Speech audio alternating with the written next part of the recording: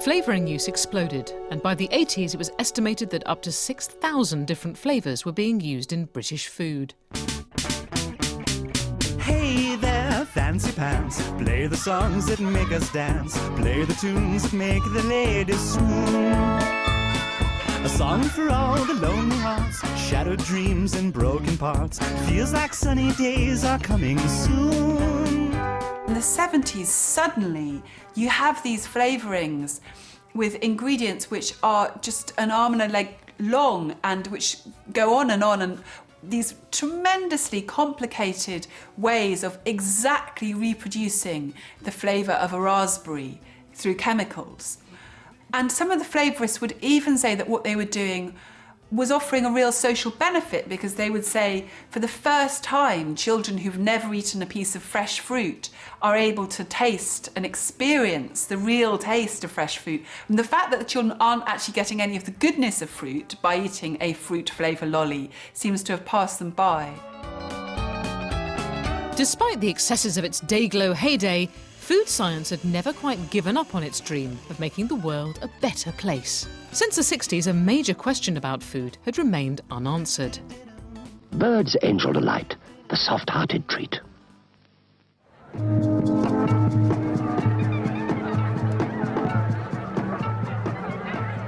Experts had made a catastrophic prediction that the Western world took very seriously. Back in 1960s, some statisticians warned that the population of the world was growing so fast that it would be jam-packed full in November 2026 AD. Doomsday, 60 years from now. Scientists began to ask, what will we have to eat in this overpopulated world? With land for livestock limited, meat would be a gourmet food for the super rich. The rest of us would get our protein from meat substitutes.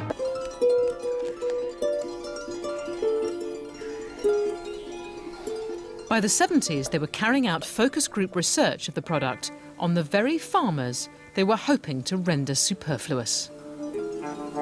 Remember this, that it's your cows, it's your bullocks. England is a prime target for this market. I wouldn't say there was no taste to it. Well, you see, if we make a decent gravy of it, then you don't notice how dull the meat is. No. Certainly is for the working classes. It would take nearly 20 years of development before the product could be grown on an industrial scale and was ready for the supermarket shelves. It was passed for general consumption in 1985, when it was launched under the brand name Quorn. Rather than a remedy for the world's food problems, the product was successfully marketed to vegetarians. I'd like to tell you about a range of delicious ready meals that don't contain any meat. More than 500,000 Quorn meals are eaten every day in the UK. Quorn seems to have a lot going on for it if you just reduce food to function.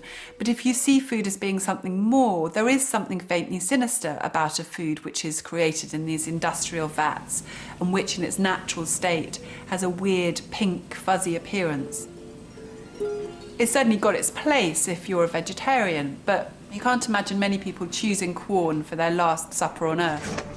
If Quorn was conceived as a solution to world hunger, 30 years later, the problem had changed somewhat. 1, 2, 3, 4. Tap and hold.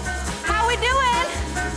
Bring it out. 4, 3, 2. Tap and hold. In the USA in the 1990s, Procter & Gamble unveiled a miracle product that had been nearly 30 years in development. They confidently expected it to be the biggest in the company's history. Nothing less than the holy grail of fast food. Fat-free fat. These chips taste just like regular Lay's, and they're 100% fat-free. Introducing something really miraculous. New Lay's Max. 100% fat-free chips that really do taste as good as the original. Wow! These do taste like regular Lay's. People became very much aware of this whole calorie intake thing, and you know, if you have too many calories going in and not enough calories going out, you put on weight. and fat is a rich source of calories. And so one of the arguments was that, well, if we can let people eat fat, but the fat doesn't give them calories, that will be a big advantage. The miracle ingredient was the fat substitute, olestra. Because it wasn't metabolised by the body, olestra was calorie and cholesterol-free. And then this is a semi-solid olestra fat-free oil. I'm going to use that today to make some fat-free, delicious fudgy brownies for you. Unfortunately, because it passed straight through you, it was claimed that olestra did come with some minor disadvantages. All that wonderful chocolate goodness without the fat and without the calories. I remember when olestra came out, I was living in the States that year, and people were getting very excited by this idea of a potato crisp that you could eat without getting fat. But then very quickly the mood soured as people discovered that eating these crisps could give you horrible side effects of diarrhea, and people even used the phrase anal seepage, which really isn't something you want to think about in connection with food. When it left the body, olestra also took some key vitamins with it, meaning the product was heavily fortified to compensate.